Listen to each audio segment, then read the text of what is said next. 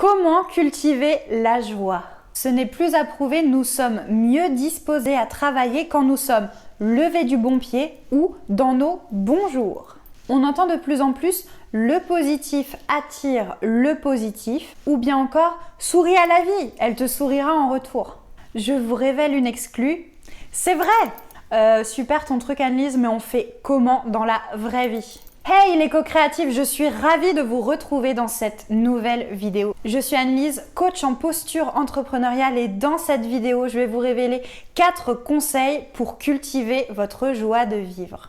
Juste histoire de me mettre en joie, moi, et avant de commencer, je vous invite à vous abonner à cette chaîne YouTube dédiée aux entrepreneurs et aux managers qui misent sur la créativité et sur l'humain. Cliquez sur le bouton rouge s'abonner et sur la petite cloche pour ne rien louper. Allez, c'est parti. Conseil numéro 1. Voir le verre à moitié plein. Oh, ça, on l'a déjà entendu. Ok, bon bah gratitude alors si vous voulez. On a cette fâcheuse tendance à toujours voir ce qui ne va pas, ce qui ne marche pas, ce qui pourrait être mieux, etc. Mais on regarde beaucoup moins souvent ce qui fonctionne, ce qui a le mérite d'exister et ce qui a le mérite d'être déjà accompli. Je le dis souvent sur cette chaîne, il faut célébrer ces petites victoires, mais aussi et surtout célébrer ce qu'il y a de génial dans la vie de chacun, en fonction de la vie de chacun justement. Comme par exemple, avoir un toit, avoir des amis géniaux, avoir une passion, avoir un travail qui nous anime et bien d'autres encore. Cet état d'esprit peut se travailler encore plus loin dans des choses encore plus petites. Par exemple, que m'a apporté de bénéfique cette journée qui vient de passer? Que m'a appris cette épreuve et qu'est-ce que m'apporte cet événement a priori négatif? Bref, pour cultiver cet état d'esprit, on peut s'attacher à retenir dans une journée ce qui va, les meilleurs souvenirs, ce qui a été satisfaisant, ce que nous avons appris. Vous verrez, au bout d'un moment, on y prend vraiment goût. Conseil numéro 2, n'hésitez pas à être expressif. Nous vivons dans une société où plus nous sommes neutres, plus nous sommes a priori acceptés. À tel point que quand on se met à dire bonjour dans les transports en commun, oui, je fais partie de ces spécimens, on est pris pour un allumé. On est parfois jugé trop enthousiaste juste parce qu'on est arrivé le matin au bureau avec le sourire et avec de bonnes intentions envers chaque collègue. Alors, si l'envie de danser ou de chanter nous prend, on passe carrément dans la catégorie extraterrestre. Oui, j'en fais aussi partie. Ce que j'essaye de vous dire ici, c'est qu'il n'y a aucune honte à être heureux. Il n'y a aucun complexe à avoir de montrer que l'on est heureux.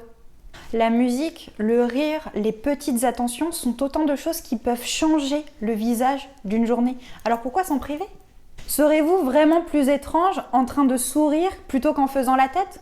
Je ne suis pas sûre. D'ailleurs, petite anecdote, chez Ikili, il nous arrive très souvent de faire une pause entre 2 sessions de travail pour danser, se défouler et ça fait un bien fou. Et en plus, c'est gratuit. Place au conseil numéro 3. Mettez un peu de magie dans votre quotidien. Alors là, Anne-Lise, on t'a perdu dans le monde des bisounours. Eh bien, figurez-vous que non, il y a des manières très simples de mettre un peu de peps dans votre quotidien. Et si par exemple, tous les matins, au lieu de boire dans le même bol par défaut, vous vous demandiez, en ouvrant le placard, quelle tasse a envie que je la choisisse ce matin?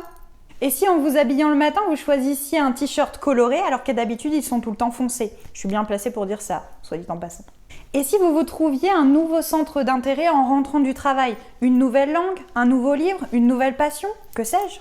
Et si vous inventiez des rituels avec vous-même ou avec votre famille? Par exemple, on parle à cœur ouvert tous les mardis pendant 15 minutes. Je vous vois venir, vous pensez que tout ça est enfantin? Ce n'est pas faux, mais justement ce qu'on veut, c'est se reconnecter à cette part d'enfant qui vit en nous. D'ailleurs, on utilise quelquefois ces procédés dans les sessions de travail collaboratif. Le jeu est un excellent moyen de travailler ou d'apprendre. Utilisé à bon escient, bien évidemment. 4e et dernier conseil, choisissez la joie. Ah oui, je vous entends. Encore un conseil qu'on ne sait absolument pas comment appliquer. Mais c'est très simple, je vous assure. Tous les événements qui nous arrivent sont factuels. Un mail qui n'est pas parti à la bonne heure, un dossier qui n'a pas été traité à temps ou une facture qui n'est toujours pas réglée. Nous voyons tout cela comme négatif. Pourtant, ce sont des événements qui sont neutres en soi. Tous les jours, à l'arrivée d'un événement comme celui-ci, nous pouvons choisir de ruminer ou bien d'avancer. Parfois, nous passons plusieurs heures à nous demander « mais pourquoi ceci ?» au lieu de se demander « comment pourrais-je dépasser cette situation ?» Adopter l'une ou l'autre des postures est une question de choix et d'engagement vis-à-vis de soi-même. J'espère que ces 4 petits points vous permettront d'avancer vers la joie de vivre au quotidien. Écrivez-nous en commentaire ce qui vous met en joie et si vous appliquez un de ces conseils ou plusieurs. Mettez un petit pouce bleu, ça nous fait toujours plaisir de voir que vous appréciez les contenus vidéo que nous vous mettons à disposition au quotidien. Et en attendant, soyez créatifs, soyez Ikili.